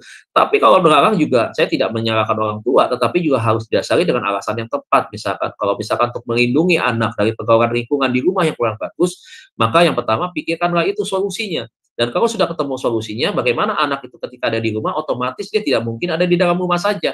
Otomatis dia pasti keluar. Nah, sekarang bagaimana untuk menutupi supaya dia tidak di rumah, tetapi dia boleh keluar rumah dalam bentuk yang lain, ya misalkan dikasih les begitu ya, latihan musik, misalkan berjumpa dengan komunitas-komunitas yang baik, dialihkan, ada alternatif yang harusnya kita pikirkan, kita jadikan solusi sebagai sebuah pilihan dan kita putuskan menjadi sebuah keputusan yang dibutuhkan untuk anak kita. Adapun beberapa bentuk sosial emosional yang umum terjadi pada masa atau pada awal masa kanak-kanak adalah sebagai berikut. Yang pertama, amarah ya. Malah seringkali muncul sebagai reaksi terhadap frustrasi, sakit hati, dan merasa terancam. Ingat, anak-anak ini gampang sekali nih Bapak Ibu, di dalam hal kemarahan itu terpancing, tetapi dengan alasan. Alasannya apa? Frustrasi misalkan karena dia tidak bisa mengerjakan sesuatu yang menurutnya dia, orang lain kok bisa, saya tidak bisa. Gitu. Kemudian sakit hati karena mendapatkan perlakuan dari yang lain. Kalau sekarang ada bully nih, hati-hati di sekolah tempat kami, tempat saya ngajar itu, berarti ada tulisan pakai bahasa Inggris ya, nggak boleh bully begitu. Kemudian dan merasa terancam, ya merasa terancam berarti ada satu reaksi, ada satu respon yang memancing reaksi begitu. Nah, di sekolah tuh biasanya suka ada yang seperti itu ya, misalkan ejek-ejekan begitu ya, pelecehan tertentu. Kalau zaman dulu suka manggil-manggil nama orang tua, namanya Freddy, misalkan dipanggil nama bapaknya, misalkan itu jadi sesuatu hal yang memancing amarah. Pada umumnya, frustrasi atau keinginan yang tidak terpenuhi merupakan hal yang paling sering menimbulkan kemarahan pada tingkat usia. Dibanding rasa takut, rasa marah lebih sering muncul pada masa kanak-kanak. Nah, tolong digarisbawahi, dibanding rasa takut, rasa marah lebih sering muncul pada masa kanak-kanak. Begitu. Nah, marah ini bisa muncul juga bukan hanya kepada teman, tetapi juga bisa muncul kepada orang tua, bisa juga muncul kepada guru. Gitu. Dan biasanya amarah ini ditujukan sebagai sebuah pembuktian bahwa ketidaksetujuannya dia terhadap si orang tua misalkan, atau juga terhadap guru, bahkan juga terhadap temannya. Selain itu, dalam tahun-tahun pertama, anak-anak sering belajar dari pengalaman bahwa dengan marah keinginan akan terpenuhi. Pokoknya kalau papa nggak beliin, aku nggak mau sekolah. Pokoknya mama kalau nggak beliin coklat, aku nggak mau belajar. Pokoknya besok mama kalau nggak ajak aku pergi ke mall, misalkan, aku nggak mau sekolah. Nah itu. Jadi lihat, kemarahan adalah bentuk daripada ketidaksetujuannya dia. Lebih banyak anak-anak seperti itu. Begitu. Kalau orang tua kan marahnya beda, begitu. Marahnya banyak hal, misalkan begitu, tersinggung, sakit hati, luka batin, nggak bakalan gue sampai mati gue tegur lo. Tapi kalau anak nggak, marahnya sebentar dia berubah. Makanya tadi kenapa biarkan anak itu datang kepadaku, kata Tuhan. Kenapa? Ketika anak-anak itu kalau dia marah dia ada alasannya, tetapi setelah itu dia lupakan. Kalau orang tua, sama saudara kandung aja, pembagian warisan nggak adil aja, sampai dua-duanya masuk ke yang lahat tuh, belum ada kata maaf-maafan tuh, begitu. Mati gue gak bakal tegur dia tuh, mati gue gak bakal akuin dia sebagai saudara. Nah itu bedanya tuh tadi, di awal kita udah belajar konektifnya ya antara anak dan orang dewasa. 2, takut. Reaksi takut pada bayi dan anak-anak berupa rasa tak berdaya, ya, merasa dirinya lemah.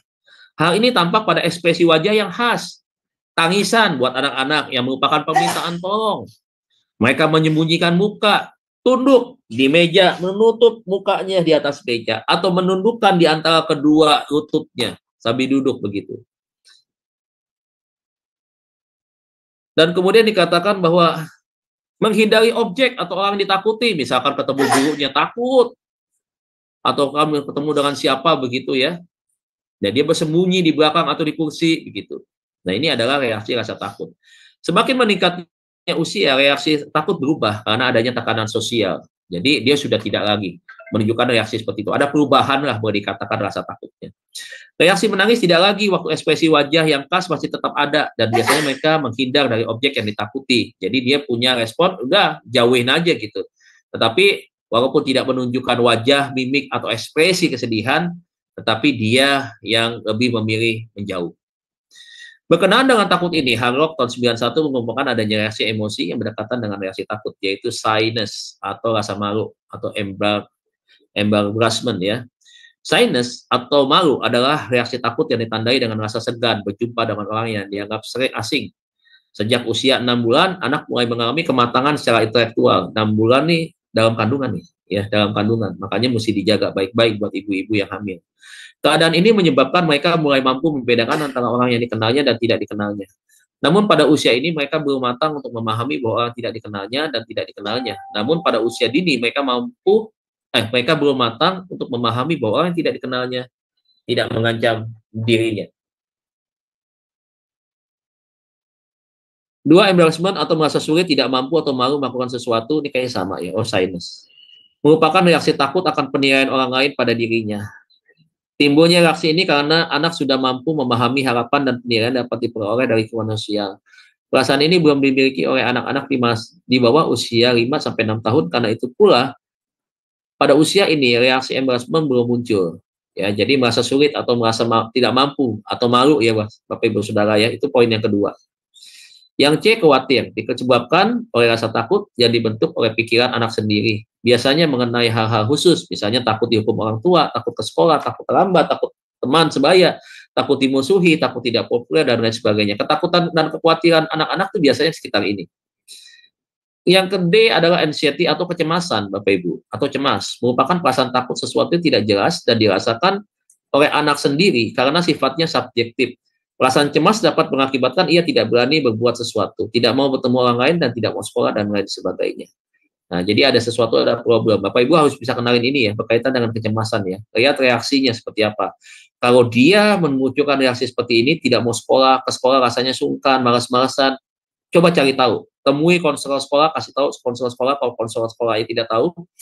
Kalau konselor sekolahnya tahu dan sudah menemukan alasannya, diskusikan itu. Konselor dengan orang tua, dan kemudian coba cari tahu kenapa bisa muncul seperti ini, alasannya karena apa, di mana, dan kemudian bagaimana prosesnya nanti menyelesaikan masalah ini. Jadi itu harus cepat diselesaikan. Kalau tidak, kita pernah bahas ya, masalah anxiety itu menyebabkan perubahan di dalam kepribadian, makanya disebut dengan gangguan kepribadian. Nah, jadi jangan anggap ini sesuatu hal yang ringan atau sesuatu hal yang disepelekan. Nah, ini harus tahu. Nah, sekolah-sekolah saya bersyukur hari ini sekolah-sekolah yang bagus, mereka punya konselor di sekolahnya. Yang 3 adalah iri hati, yang keempat adalah suka kerjasama, yang kelima adalah persaingan, ya.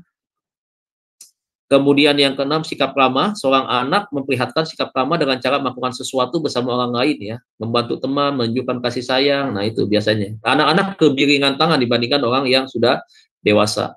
Yang ketujuh, meniru ya. Anak-anak melakukan peniruan terhadap orang-orang yang diterima baik oleh lingkungannya. Dengan meniru, anak-anak mendapatkan respon penerimaan kelompok terhadap diri mereka. Lihat lagi nih, pada posisi ini masih ada apa yang disebut dengan meniru ya. Meniru lingkungan yang ada di sekitarnya dia. Tapi biasanya gini Bapak Ibu, kebanyakan dia meniru itu adalah sosok figur yang dia sukai, mereka sukai. Makanya dia muncul misalkan di sekolah aja ada tuh guru favorit yang dia sukain, guru apa tuh, guru olahraga misalkan, atau guru seni musik dan lain-lain lah. Pokoknya ada yang seperti itu. Nah, dia biasanya dia suka meniru guru-guru itu begitu. Nah, yang kedelapan adalah perilaku kelekatan ya. Berdasarkan pengalamannya pada masa bayi, tak kala anak merasakan kelekatan yang hangat dan penuh cinta kasih bersama ibunya. Jadi makanya saya aneh kalau ada ibu buang bayinya ya. Saya bingung tuh. Berarti memang ada sesuatu yang koser di otaknya dia begitu. Karena biasanya seorang ibu dia nggak bisa dipisahkan dengan anaknya gitu. Karena apa? Hubungan kelekatan, ikatan batin yang kuat itu sudah terbangun dari sejak itu tadi, belum menjadi bayi ya, masih dalam bentuk janin ataupun gumpalan darah begitu. Anak mengembangkan sikap ini untuk membina persahabatan dengan anak lain. Ternyata menjadi satu modal Bapak Ibu. Kelekatan dia dengan orang tua menjadi satu modal dia untuk dia membangun atau punya hubungan kelekatan dengan orang lain. Ya, kelekatan ini berbicara tentang satu hubungan yang tidak terpisahkan dilandasi oleh kasih. Beda dengan karib ya, beda dengan pertemanan biasa begitu. Yang kesembilan adalah ketergantungan. Kebutuhan anak akan bantuan, perhatian, dan dukungan orang lain membuat anak memperhatikan cara-cara berperilaku yang dapat diterima lingkungannya. Namun berbeda dengan anak yang bebas, dia cenderung mengabaikan anak ini. Gak usah berbicara tentang anak-anak yang bebas, tetapi kita berbicara tentang anak yang seringkali mendapatkan bantuan. Ketika dia mendapatkan bantuan, ternyata itu adalah proses pembelajaran dia untuk dia meniru dan melihat bagaimana cara orang menolong dia, bagaimana dia bisa mendapatkan contoh yang baik begitu ya. Jadi itu satu hal yang menguntungkan dia. Tuhan Yesus berkati Bapak Ibu Saudara. Terima kasih, materinya sudah selesai. Saya kembalikan kepada moderator. Iya, baik. Terima kasih Pak Dedi. Pemaparan materinya luar biasa ya. Baik Bapak Ibu, sebelum kita masuk kepada sesi tanya jawab dan diskusi, maka saya akan terlebih dahulu menampilkan acara-acara Seminggu Sema Adonai dan channel-channel yang relay ke YouTube yang akan dibacakan oleh Ibu Heni ya. Sebentar Bapak Ibu.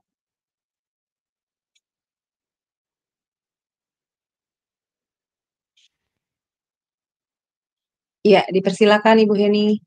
Ya, baik.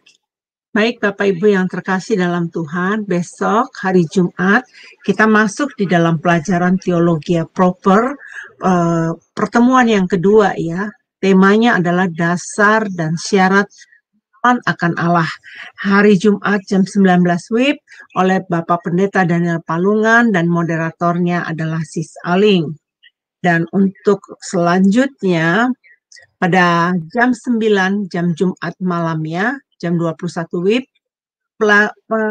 pelajaran sejarah penebusan seri dari buku seri keempat. Ini pertemuan yang kelima. Nah, kita akan belajar mengenai kejatuhan tragis keluarga kerajaan Allah. Bapak pengajarnya adalah Bapak Pendeta Yudi Lengkong dan moderatornya adalah saya sendiri. Dan untuk selanjutnya, nah Bapak Ibu hari Sabtu, Pastor Lalu Pausen ya. Bapak Pendeta yang awalnya dari beragama seberang, kemudian dia sudah jadi hamba Tuhan yang luar biasa. Dia akan menyampaikan tema Kingdom Influence nanti pada hari Sabtu jam 20:10 ya. Jadi Bapak Ibu hari Sabtu kita bertemu, hanya ada satu acara. Jadi Bapak Ibu kami harap untuk bisa join bersama kami ya. Nah, selanjutnya untuk hari Minggu, nah ini ibadah online. Ibadah online kami bertema sekali ini adalah perlengkapan memasuki tahun baru. Yang menyampaikan khotbah adalah Bapak Pendeta Daniel Rukrisno. Nanti yang menjadi liturgis moderatornya adalah Ibu Dewi dari Jerman dan live songnya adalah Ibu Murni Brandos dari Jerman. Hari Minggu jam 19 WIB ya. Ya.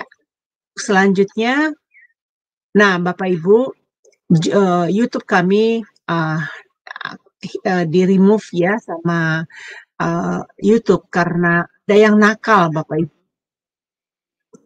di password kami dan ada yang acak-acak ya di dalam. Padahal udah di remove yang dia itunya udah kami bersihkan, sudah ganti passwordnya, tapi tetap ya masih belum selesai pengurusannya dengan YouTube. Jadi kami membuat YouTube baru Sema Adonai 2024. Bapak Ibu mohon kesediaannya untuk mensubscribe channel baru ini. Kenapa Bapak Ibu? Karena melalui subscribe Bapak Ibu ini, Bapak Ibu akan bisa mendapat untuk acara-acara kami seperti ibadah online, seperti renungan pagi, seperti renungan 1 minggu 1 kali. Jadi Bapak Ibu hanya bisa menonton di channel Sema Adonai 2024. Ayo Bapak Ibu bantu anak-anak Tuhan dimanapun Anda berada, saudara-saudara seiman saya mohon berikanlah subscribe Anda kepada kami untuk membantu pelayanan kami. Dan baik, untuk selanjutnya, nah ini adalah channel-channel yang live bersama kita hari ini. Sema Adonai itu Sema Adonai 2024 ya. Saya belum ganti karena saya masih berharap channel lama kami masih bisa kembali ya. Kemudian channel Omihen, channel Gereja YouTube, channel Kahalirai TV, channel Uti Watimena, channel Nebu Ali, channel Cahaya Kasih, channel Rin Jumat, dan mohon Bapak Ibu sekali lagi untuk Sema Adonai 2024 ya, dukung di dalam subscribe-nya. Baik, untuk selanjutnya, nah ini Bapak Ibu dari hari Senin sampai hari Sabtu kami jam 5.30 kami mengadakan pagi. Luar biasa Bapak Ibu, sangat memberkati banyak orang, dan mari bergabung bersama kami. Apabila Anda dalam perjalanan dalam pekerjaan, Anda bisa mengikutinya melalui YouTube Sema Adonai 2024 karena di-live-kan dari channel ini. Bapak Ibu ayo bergabung bersama kami, menerima berkat yang sama seperti yang kami terima ya. Sangat luar biasa yang dilayani oleh hamba-hamba Tuhan ya. Baik, ini saja yang dapat kami indikan. Saya kembalikan ke Ibu Aling. Iya, baik Ibu Heni, terima kasih untuk pembacaan acara channel Sema Adonai-nya dan juga channel yang relay ke YouTube. Baik Pak Dedi, ya sebelumnya Bapak Ibu yang ingin bertanya, harap press hand terlebih dahulu ya, agar operator kami membuka mute dari Bapak Ibu sekalian. Ya Pak Dedi, luar biasa ya Pak pemaparan tentang psikologi anak. Nah, ini kalau saya lihat dari pemaparan Pak Dedi tadi, artinya seorang anak itu terbentuk karakternya dan untuk bagaimana dia nanti dewasanya itu peran dari orang tua dan lingkungan sangat besar ya, Pak Dedi berarti ya, untuk membentuk generasi yang berkualitas ya, yang generasi yang berkualitas dan berkuantitas yang baik ya Pak Dedi. Dan ini rasanya banyak yang tidak memahami ya akan hal-hal seperti ini ya, benar tidak Ibu Heni ya? Jadi hal-hal yang kecil sebenarnya ya, yang seperti tadi Pak Dedi bilang, anak-anak itu dia melihat dari kelakuan setiap perbuatan orang tuanya. Dan orang tua mungkin banyak yang nggak sadar ya Bu Heni dengan hal seperti ini ya, seperti misalnya karakter yang dari ibunya misalnya suka marah-marah gitu, suka kata-katanya pedas kayak gitu-gitu ya, mungkin tidak disadari ya Pak Dedi oleh para orang tua, demikian juga dari papanya. Nah, ternyata anak ini merekam ya Pak Dedi ya. Merekam setiap perbuatan dari kedua orang tua yang utama itu pasti dari dalam rumah dulu ya, dan itu tersimpan ya Pak di bawah alam sadar mereka. Iya tersimpan karena gini, dunianya dia kan adalah dunia yang penuh dengan pengamatan ya, dunia anak-anak. Dunia dia melihat, dunia ini dia pengen tahu, rasa ingin tahu anak-anak itu begitu tinggi. Contoh tadi yang Ibu bilang itu betul, kalau misalkan mamahnya itu kalau emosi di rumah dia banting barang, Dia kalau marah di sekolah, dia dengan teman-temannya dibanting barang juga itu. Dapat pelajaran dari mana itu dia? Karena mamanya jadi the best teacher-nya di rumah, begitu. Jadi dia begitu. Makanya nggak usah aneh gitu. Kata-kata kasar begitu ya bisa muncul. Kenapa? Kalau dia marah, dia tak pinggang, begitu. Dia matanya melotot, dia tonjok-tunjuk begitu. Oh berarti kalau di rumah papanya marah begitu, atau begitu. Karena dia ketika dia diomelin, atau dimarahin papanya, atau ketika dia melihat papanya marah sama mamanya misalkan, seperti itu, dia melihat oh ya mamanya takut ya ketika menunjukkan ekspresi seperti itu ya. Dia lakukan itu besok sekolah, begitu. Makanya itu tadi dia belajar begitu dari mana. Nah itu dari sana. Makanya kita tuh nggak salah selalu bilang. Saya selalu bilang begini ya di dalam bimbingan pranikah, supaya ketika dapat pelajaran bimbingan pranikah, jangan setelah nikah selesai nggak pernah diingat-ingat lagi. Ya kalau utang boleh diingat, tapi kalau hal-hal yang buruk jangan diingat, dibuang. Tapi kalau hal-hal yang baik itu harus diingat. Kemudian dipikirkan lagi dan cobalah diterapkan. Jadi kalau nggak diterapkan, makanya ketika dia akhirnya melahirkan istrinya, kemudian dia menjadi papa mama, nah di sana dia lupa kadang-kadang ada anak yang menjadi pengamat. Betul, nah, Pak akhirnya Dedi. Ya seperti itu. Ya, baik, ini ada Pak Hans yang akan bertanya. Silakan Pak, sudah dibuka mute-nya. Ya. Selamat malam Pak Dedi. Ya, malam Pak. Shalom Pak. Shalom Pak. Pak, maaf saya mau tanya ada dua hal. Pertama Pak, yang terkait dengan ada slide yang emosi anak tadi itu Pak. Itu Pak. Di umur 2,5 sampai dengan 3,5 tahun dan 5,5 sampai 6,4 tahun. Iya. Itu pemahaman saya itu kata dan itu artinya menunjukkan ada jeda dari 3,6 sampai 5,4 itu apa Pak? Iya, kalau biasanya misalkan dia di 2,5 sampai 3,5, 5,5 sampai 6,4 itu emosi. Terus yang jedanya itu apa Pak? Jedahnya itu ada kemungkinan Pak, dia bisa mengalami sebuah perubahan begitu. Ada penurunan dalam tingkat emosi dan kemungkinan juga ada dalam kestabilan itu tadi di antara 2 dan 6,4 itu begitu. Jadi di sana tuh adalah masa-masa yang sebenarnya kelihatan di situ ada perubahan atau tidak gitu. Umumnya, tapi Pak ukuran ini tidak kita bisa terima bulat-bulat ya. Artinya gini, bukan kita menolak teori, tetapi itu kembali kepada apa yang sebenarnya terjadi di lapangan. Mungkin bisa saja ketika itu ditulis 2,5, kemudian ada jeda seperti itu, mungkin bisa saja ketika penelitian itu diambil, ya diputuskan atau dijadikan sebagai sebuah model pembelajaran, bisa saja pada waktu itu dianggap jeda itu adalah masa-masa untuk itu tadi anak kuat, berubah, atau dia masa kestabilan emosi yang kuat. Jadi sebenarnya pengertiannya seperti itu Pak. Nah waktu itu saya juga sempat coba untuk mengamati begitu. Ternyata tidak 100% ya Pak ya, jedahnya itu seperti apa yang ditulis oleh teori Pak. Jadi gitu Pak. Ya, terima kasih. Mungkin satu lagi Pak. Silakan Pak, silakan Pak. Silakan Pak. Terkait dengan slide karakteristik anak usia sekolah. Di situ dikatakan bahwa diantaranya adalah bermain di luar rumah, melakukan aktivitas fisik tinggi dan selanjutnya. Nah, akibat dari tingginya aktivitas anak yang dilakukan anak, jika tidak diimbangi dengan asupan gizi dan selanjutnya itu dapat menyebabkan malnutrisi. Nah, pertanyaan saya gini, Pak, apakah akibat dari itu juga termasuk karakteristik anak itu, Pak? Dari masalah asupan gizi? Ya. Kalau asupan gizi, saya pikir sih sebagian ya, bukan sebagian, itu sih presentasi dalam menyumbangkan pembentukan karakter itu menurut saya sih kecil Pak, dari asupan gizi itu. Karena kalau karakter itu kan memang bagaimana kan dia ada di lingkungan itu seperti itu, lingkungan yang intinya dia seperti apa begitu, membentuk karakter dia. Terus sama pola asuh Pak menentukan. Jadi kalau pola asuhnya misalkan di rumah adalah permisif misalkan atau pola pembiaran ditambah lagi dengan pola pemanjaan misalkan seperti itu, maka akan terbentuk karakter anaknya di situ begitu. Nah, kalau masalah gizi, saya pikir itu lebih banyak kepada pertumbuhan secara ini, Pak, Yang tadi saya katakan itu fisik sama kebutuhan akan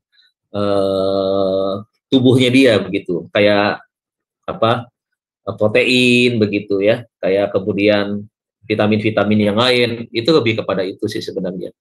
Jadi kalau bentukan karakternya, termasuk sebenarnya yang lebih kuat adalah pola asuh sebenarnya. Seperti itu yang mempengaruhi karakternya. Ya, bagaimana? Iya, Pak. Iya, makasih Pak Hans, makasih Pak Wanukati, Pak. Ya, terima kasih Pak Hans untuk partisipasinya. Baik Pak Dedi. Nah, sekarang bagaimana Pak dengan apa yang ada zaman sekarang ini, seperti media itu seperti handphone, lalu televisi. Nah, ini kan juga bisa mempengaruhi ya Pak dari psikolog anak tersebut ya Pak. Ya, sangat-sangat pengaruh. Sangat pengaruh. Iya, seperti misalnya permainan game-game yang kekerasan gitu. Sekarang kan banyak ya Pak. Dan yang anak, saya lihat anak umur 2 tahun aja udah pinter megang handphone lupa. Ibu ini pernah lihat gak Bu?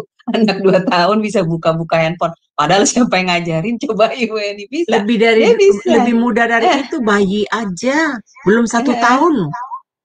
Makanya itu. Nah, itu seperti itu sebenarnya apa tidak bagaimana menurut Pak Dedi? Apakah baik itu mereka diberikan seperti handphone atau tab gitu, atau mereka diberikan kebebasan untuk menonton TV gitu, walaupun film-filmnya itu seperti kartun, karena saya lihat di dalam cerita-cerita kartun juga ada yang versinya itu kayaknya tidak layak deh untuk ditonton anak-anak gitu, karena ada unsur kekerasan di dalamnya juga, atau ajaran-ajaran yang itu bagaimana tuh Pak Dedi, menurut Pak Dedi? Ya, silakan. Kembali kalau ini adalah pola asuh orang tua sebenarnya. Jadi saya juga pernah mengalami satu dengan teman saya tuh ya, teman SMA, waktu anaknya usia 2 tahun itu udah dikasih iPad sama dia. Jadi kebanyakan bukan cuma dia sebenarnya, kebanyakan orang tua pada waktu itu adalah iPad atau handphone itu diberikan sebagai anak untuk anteng tidak ganggu mamanya. Begitu. Tapi orang tua salah mendidiknya. Kenapa? Karena alat itu akan menjadi alat yang mengikat anaknya. Anaknya akan mengalami satu gangguan, adiksi, keterikatan, begitu, kecanduan. Nah, ini nggak bagus, begitu. Seharusnya kalau mau diberikan pada waktu-waktu tertentu lah, entah itu dipikirkan dengan baik atau dikonsultasikan ya. Kalau misalkan kita mau ke psikolog, misalkan bagaimana caranya era teknologi ini bisa disikapi dengan baik, anak-anak tidak terlibat kecanduan, baik itu game maupun hal-hal yang lain, caranya bagaimana? Walaupun tidak dikasih handphone juga tidak mungkin, karena zaman sekarang proses belajar juga mencari data, mencari apapun dari handphone. Tetapi harus diberikan sebuah pengertian. Bagaimana cara menyampaikan pengertian ini mungkin yang menjadi satu hal yang harus kita dipikirkan. Caranya bagaimana untuk anak, sehingga anak mudah untuk diterima dan anak juga terhindar dari adiksi. Nah, ini harus dipikirin. Sebab kalau sudah sampai adiksi, otomatis dia buka handphone pun ternyata bukan buat belajar. Ternyata dia main game. Ternyata dia lihat hal-hal yang macam-macam. Begitu. Nah, saya kan ada kasus di pastoral itu, ketika ada seorang anak, papa mamanya pelayan gereja. Tapi ini anak adiksi, kecanduan. Jadi kalau di gereja, itu dia main game aja. Mamanya sampai malu, papanya sampai malu, kadang-kadang suka sikut anaknya itu supaya berhenti. Tapi anaknya nggak bisa, main santai aja, asiknya dengan dunianya. Nah, ini sangat mengganggu jemaat yang lain. Nah, kasus itu merupakan sebuah masalah buat dia, buat keluarga itu. Masalah kedua muncul, ternyata satu kali dia kena game itu, game yang itu, yang harus beli kartu-kartu itu, masukkan itu chipnya, nomornya itu. Anak saya tahu itu tuh. Nah, satu kali game yang online itu tuh, yang bayar-bayar. Akhirnya dia ambil satu kali mamanya pulang kerja Sabtu ya, kemudian mamanya mandi, dia bisa bongkar tas mamanya, anak kelas 6 SD nih, dia bongkar tas mamanya, kemudian dia pakai kartu kredit mamanya, gesek kartu kredit mamanya. Dia beli untuk ngisi itu, untuk ngisi nyawanya atau apa yang mainnya ya. Aduh, yang lagi terkenal itu apa sih ya namanya game itu tuh? Legend ya. Mobil Legend. Mobil Legend, iya. Nah, dia beli itu, dia gesek, karena kan kartu kreditnya tinggal masukin, tinggal beli, tiba-tiba terisi kan, kayak isi kuota begitu. Nah, tiba-tiba akhirnya satu kali, mamanya nggak tahu dong hari itu, dia simpan lagi itu kartunya. Dia tahu, ini kelas 6 SD loh, bisa punya kepikiran begitu. Nah, apa yang dilakukan? Akhirnya Berapa waktu kemudian ada tagihan, dia kaget, tagihannya juta-jutaan. Akhirnya dia nggak nyangka ini anaknya kan, dia tegur suaminya, kamu kok pakai kartu kredit, ngomong dong, dibilang sampai tagihan ada begini, kamu beli apa semua? Lah suaminya nggak ngaku, gue pakai kartu kredit buat apa, kata gitu. Akhirnya ribut kan suami istri itu. Akhirnya baru kepikiran, yuk coba kita tanya anak. Akhirnya ditanya, diinterogasi, ini anaknya nggak ngaku. Oke, akhirnya bagaimana mikirin lagi. Akhirnya dia sempat tanya, ini dipakainya beli buat apa? Di situ ketahuan. Ternyata buat beli kuota Mobile Legend itu. Akhirnya ya udah, mau bagaimana orang tua. Juta-jutaan itu udah kepotong, karena itu kan kalau nggak salah beli kuota atau beli apanya ada 500.000, ada berapa begitu. Oh itu Kalau ininya itu, Pak, apa sih saya pernah dengar ininya dari anak saya. Pulsa, beli pulsanya.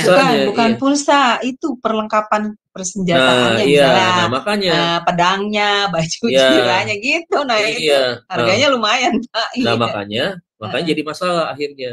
Nah itu saling nyalah-nyalahan tuh, orang tua biasa kalau udah kayak begitu muncul masalah, mau cari siapa pemenangnya, nggak mau terima dua-duanya salah.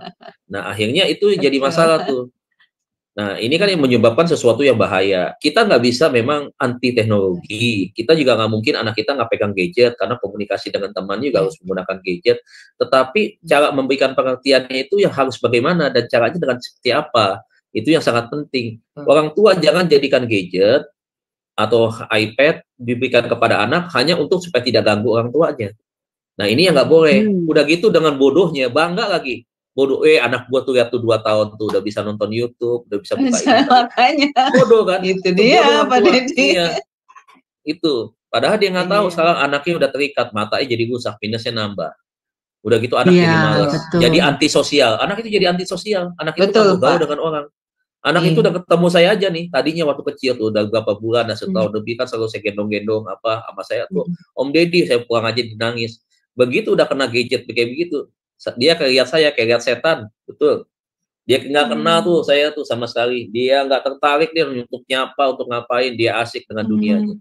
Jadi kayak ini ya, tunggu maaf Pak Deddy saya potong, seperti anak autis dong berarti ya Pak. Oh iya seperti itu, makanya tuh orang adiksi itu makanya banyak kerugian kan, orang jadi malas sudah pasti, ya kan, kreativitas tidak muncul begitu. Kenapa? Karena otaknya udah ketutup, begitu. Ada udah buntu, bukan udah buntu, udah ada keikatan roh begitu. Memang ada ikatan roh. Betul, keikatan roh. Kan kita belajar ya dari sejarah bangsa Israel. Bangsa Israel pernah kehilangan satu generasi itu. Kenapa? Yang satu generasi itu tidak mengenal Tuhan. Jadi generasi itu pindahkan kepada sesembahan yang lain. Allah lain, iya. Nah, kenapa? Karena itu tadi tidak diperkenalkan kepada Allah yang sebenarnya. Dan dia tidak melihat bagaimana Allah yang hidup itu nyata menolong bangsa Israel. Tidak mengenal begitu. Kehilangan satu generasi. Gadget itu bisa menghilangkan satu generasi. Kalau udah kecanduan begitu. Generasi yang tidak kenal Tuhan. Kita pikirkan sekarang, generasi kita masih kenal Tuhan. Generasi ke bawah kita, apakah masih ada anak-anak yang seperti sekarang? Akan muncul new Sema Adonai yang baru? Belum tentu. Karena kita lihat PK asik dengan berbagai macam aplikasi-aplikasi yang membuat orang jauh dari Tuhan. Jangankan anak-anak, orang tua bapaknya juga demikian. Betul, iya betul. Betul Pak Deddy. Saya melihat sendiri memang ada yang udah besar ya Bu Heni ya. Maksudnya udah tua Ibu, itu masih ya itu sama kayak anak kecil demen main game begitu Bu. Iya. Kalau udah kayak gitu ada tanding anaknya. Iya, seperti itu. Ya itu karena ada kerusakan karakter dari setiap pribadi ya. Jadi orang tua itu merasakan bahwa dengan adanya gadget itu ada iPad, ada tab, dikasihkan itu kayak malaikat ya untuk bisa membantu mereka mengatasi masalah mereka. Jadi anak-anak jadi tenang katanya gitu. Nggak gangguin saya gitu. Tetapi nggak tahu efeknya itu merusak mentalnya anak. Nah ini kalau sudah terjadi begitu sulit sekali untuk mengembalikan, tapi di dalam Tuhan tidak ada yang sulit ya, karena saya ada teman saya yang juga demikian, anaknya SMP sampai dikeluarkan dari sekolah, sampai dipecat dari sekolah, dan kemudian mengambil sikap bagaimana cara untuk mendidik anak setelah mereka konsultasi sama psikiater ya untuk anak-anak. Jadi mereka membuat gaya baru. Jadi orang tua ini suami istri memberikan waktu malam bersama. Jadi ibu, anak semua ngumpul. Jadi waktu membaca. Orang tuanya juga handphone tidak dipegang, ditaruh di sana tempat jauh-jauh terpaksa. Jadi memberikan tradisi gitu Pak Dedi. Jadi mereka belajar bersama, ngobrol bersama, cari perhatian bersama. Karena anak itu tadi harus diisi dia kan. Dan puji nama Tuhan setelah SMA anak ini udah bisa dilepas. Dia sudah punya semangat untuk belajar lagi dan udah terlepas. Jadi perlu waktu untuk melepaskan diri. Iya betul. Dan support orang tua itu juga penting Bu. Ya, orang tua harus berperan dalam hal ini sekarang. Membuka mindsetnya dia, supaya mindsetnya itu, kalau nggak dibuka mindsetnya, hancur. Dan kemudian anak ini harus dilihat juga ya Pak Dedi ya, hobinya apa dia. Betul. Dia kalau hobinya berenang, bawa dia pergi berenang. Jadi dia bisa ganti, nggak mikirin lagi game itu. Nah, itu salah satu solusinya Bu, mengganti yang negatif jadi positif. Tadi kan di awal main tenis, kasih main tenis, bawa dia pergi main tenis, kasih capek dia main tenis. Iya, kalau anak capek dia main tenis. Iya, kalau anak perempuan bawa ke Ibu Heni, latihan masak jadi chef. Boleh, menjahit belajar apa gitu, memang betul. Jadi orang-orang tua yang anak-anaknya udah atletik jangan takut, jangan bersedih hati, ayo sekarang belajar. Bisa konseling gratis loh sama Pak Dedi kalau memang Bapak Ibu mau daftar, boleh nanti di break room. Desi juga bisa tuh Mbak Desi. Sama Bu Desi juga. Ada Bu Desi di sini juga, jadi nanti bisa konseling ya. Jadi kalau ada Bapak Ibu yang punya masalah, bagaimana cara menghadapinya, percaya kita anak-anak Tuhan dari SMA Adonai, dari ini kita akan membantu ya, Bu Desi akan membantu ya sama Pak Dedi. Jadi kalau ada anak-anak bermasalah, jangan malu-malu untuk berhubungan langsung dengan mereka. Itu aja Pak. Iya, baik, luar biasa ya materi malam ini Bu Heni ya. Pak Dedi terima kasih sudah memaparkannya kepada kami semua. Memang kita sebagai orang tua harus menyadari ya, yang menjadi tanggung jawab dan kewajiban kita sebagai orang tua bukan hanya memberi anak-anak ini kebutuhan hidup seperti makan, pakai, dan pendidikan, tetapi didikan yang benar dalam karakter mereka juga sangat diperlukan sehingga bisa mencetak sebuah generasi yang berkualitas dan berkuantitas, terutama yang sesuai dengan kriteria dari Allah, dari Bapa kita sendiri yang di surga ya. Betul seperti itu ya Pak Dedi. Jadi memang iblis selalu bekerja untuk menghancurkan keluarga-keluarga Kristen ya. Betul, terutama generasi-generasi penerus yang akan menjadi penerus dari keturunan-keturunan kita. Oleh karena itu Bapak Ibu, mari dengan pelajaran konseling malam ini Bapak Ibu jadi menyadari bagaimana harus bersikap dan berperilaku yang benar dan memberi contoh yang baik kepada anak-anak Bapak Ibu sekalian. Baik, sepertinya sudah tidak ada yang bertanya lagi ya. Ya, jadi ini Pak Dedi mungkin untuk berikutnya memberitahukan pengajaran mengenai stage umur ya. Jadi dari umur sekian anak-anak itu umur berapa mereka mencari citra diri mereka ini betul. Penting juga itu pelajaran itu dikasih tahu. Nanti saya susun ya Bu ya, nanti saya sampaikan ke Ibu. Mencari jati diri ya Bu ya, anak itu ya. Jadi itu orang tua juga perlu tahu itu Pak. Selain untuk dirinya sendiri, jadi untuk anak-anak mereka ya punya keturunan. Saya berdoa supaya setiap orang tua dimanapun mereka berada, mereka mampu ya memimpin rumah tangga mereka, mendidik anak-anak yang sudah dikasih kepada mereka itu adalah satu tanggung jawab yang besar dan terus mengandalkan Tuhan. Kalau sudah pernah melakukan kesalahan, jangan putus asa, jangan give up, berdoa, minta ampun sama Tuhan dan perbaiki sekarang. Perlu teman seperjalanan di dalam menghadapi kehidupan ini, yaitu Roh Kudus. Nanti Tuhan akan memberikan kita hikmat ya. Dan ikutin seminar-seminar, baca buku-buku, buku-buku mengenai psikolog anak ini, baca semuanya. Nah, cari narasumber-narasumber yang membicarakan tentang ini. Nah, pasti. Benar ya Pak Dedi ya? Iya, Itu betul, pasti Bu. dipulihkan ya. Iya, betul. Betul seperti itu. Ya, Iya. silakan Jangan Bu sampai Alin. ini ya, jangan sampai anak-anak kita itu malah lebih dalam lagi ya, masuk ke dalam lembah yang apa namanya kelam, seperti kena narkoba atau seperti itu ya Pak Dedi ya. Jangan sampai ke hal-hal seperti itu yang lebih buruk lagi ya. Ya baik, karena waktu juga sudah semakin larut, maka kita akan tutup kelas kita. Baik Pak Dedi, silakan closing statement dan pimpin doa berkat bagi kami semua. Silakan Pak. Terima kasih Bu Ali, Bu Heni, Pak Hans, dan semuanya. Terima kasih buat malam hari ini. Kita sama-sama belajar. Bukan berarti saya lebih tahu dari Bapak Ibu, tidak. Tetapi saya membagikan apa yang saya tahu untuk kita sama-sama menjadi tahu. Yang ingin saya sampaikan adalah, tolong Bapak Ibu semua yang menyaksikan live ini dan juga nanti yang menonton siaran tundanya, bahwa pahami bahwa negara ini sedang menunggu anak-anak Bapak Ibu semua. Bahwa negara ini sangat membutuhkan anak-anak Bapak Ibu semua. Jadi pertahankan anak-anak Bapak Ibu, bawa ke jalur yang diharapkan. Karena ke depan dari anak-anak Bapak Ibu inilah yang menentukan bangsa ini bisa maju atau tidak. Itu yang pertama. Yang kedua, saya ingatkan kepada kita semua anak-anak Tuhan, hamba-hamba Tuhan.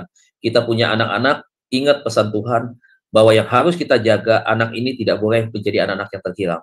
Anak-anak ini, generasi ini harus menjadi generasi yang menjadi keturunan-keturunan ilahi, menjadi anak-anak yang melayani Tuhan, yang takut akan Tuhan. Kalau dua ini kita pahami, dua ini kita jalani secara bersamaan, maka anak-anak kita akan menjadi berkat bagi Indonesia. Anak-anak ini akan menjadi berkat bagi bangsa dan negara. Anak-anak ini akan jadi berkat bagi setiap orang, masyarakat di Indonesia. Dan oleh sebab itu, ayo kita sama-sama berkomitmen, ayo kita sama-sama bergandengan tangan untuk kita melakukan yang terbaik seperti apa yang kita pelajari, tetapi lebih-lebih lagi seperti apa yang Tuhan mau. Itu saja pelajaran malam hari ini. Mudah-mudahan ini adalah kelas awal untuk psikologi anak. Jadi tadi Bu Heni ngomong berdasarkan urutan usia, itu next berikutnya. Memang itu akan kita bahas.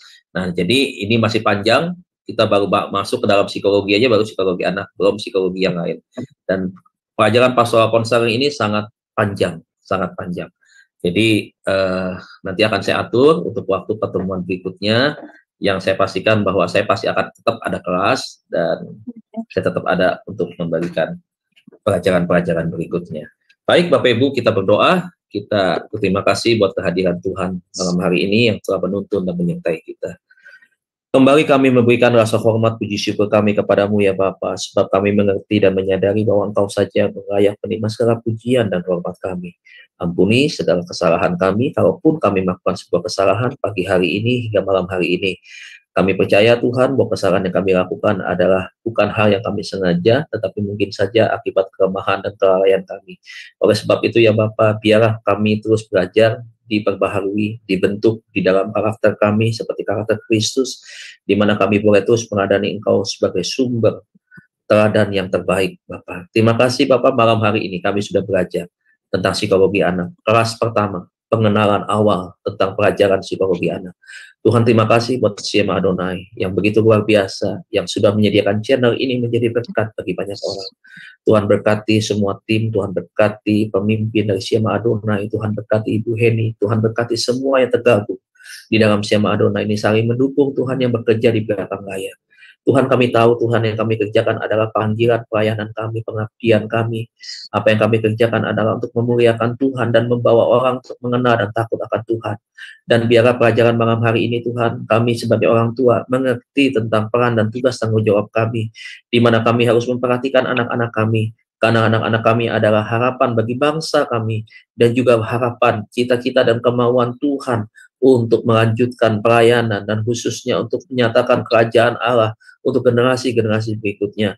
Kami melihat Tuhan, tantangan ke depan semakin berat. Kami boleh melihat Tuhan bagaimana anak-anak Tuhan tetap terus bertahan dari gempuran-gempuran siasat kuasa kegelapan lewat rencana iblis Tuhan yang berusaha untuk menggagalkan anak-anak kami, untuk kami, anak-anak kami terfokus, akhirnya fokusnya menjadi hilang karena pengaruh-pengaruh yang lain. Khususnya Tuhan, kemajuan teknologi yang bisa menghambat anak-anak kami menjadi anak-anak yang terikat adiksi terhadap gadget Tuhan. Oleh sebab itu kami berdoa Tuhan, Berikan kami hikmat-Mu Tuhan, untuk kami dapat mengatasi kecanduan gadget ini ya Tuhan, sehingga anak-anak kami memberikan waktu yang terbaik, bukan waktu yang sia-sia. Terima kasih, berikan hikmat kepada setiap orang tua, diberkatilah rumah tangga setiap orang tua, diberkati pekerjaan, dan diberkatilah ketika mereka menjaga dan melindungi anak-anak mereka. Terima kasih Tuhan, sebentar kami akan berpisah, kami akan beristirahat, biar istirahat malam hari ini tetap ada dalam perlindungan dan penyertaan Tuhan. Bangunkan kami besok pagi dengan kekuatan kesehatan tubuh daripada Tuhan. Bapak Ibu Saudara, buka hati, angkat kedua tanganmu, terima berkat daripada Tuhan. Hamba-hamba Tuhan, kekasih-kekasih Tuhan yang diurapi dan diberkati Tuhan. Terimalah berkat Allah Bapa kita di surga, cinta kasih daripada Tuhan kita Yesus Kristus. Pertolongan, penyertaan, penghiburan Allah Roh Kudus terus menguatkan, menolong, mendampingi, dan menyertai setiap langkah kehidupan kita. Dan akan menjemput kita semua di awan-awan permai, menjadikan kita semua pemenang, bahkan lebih daripada pemenang. Yang siap untuk menyambut kedatangan Tuhan kedua kali. Mari bersama-sama kita katakan, amin, amin. Amin. Baik, terima kasih Pak Dedi untuk pelayanannya yang luar biasa malam ini. Semoga pelayanan Pak Dedi diberkati Tuhan lebih dan lebih lagi, menjadi berkat bagi banyak orang. Amin. Baik Bapak Ibu, terima kasih sudah stay bersama kami sampai selarut ini. Kelas ini akan tetap ada ya Bapak Ibu di minggu depan, di hari yang sama, yaitu di hari Kamis, di pukul 21 lewat 10 menit waktu Indonesia Barat, dengan lanjutan tema yang ini ya Pak ya, apa, jati diri anak ya. Enggak, besok piktor, pikiran kotor. Oh iya, baik. Nah, itu menarik sekali ya Bapak Ibu. Jadi tetap stay ya Bapak Ibu untuk belajar bersama-sama dengan kami. Baik, selamat beristirahat Bapak Ibu semua. Tuhan berkati. Shalom, shalom, shalom. Saya pindah ke handphone ya Bu Heni ya.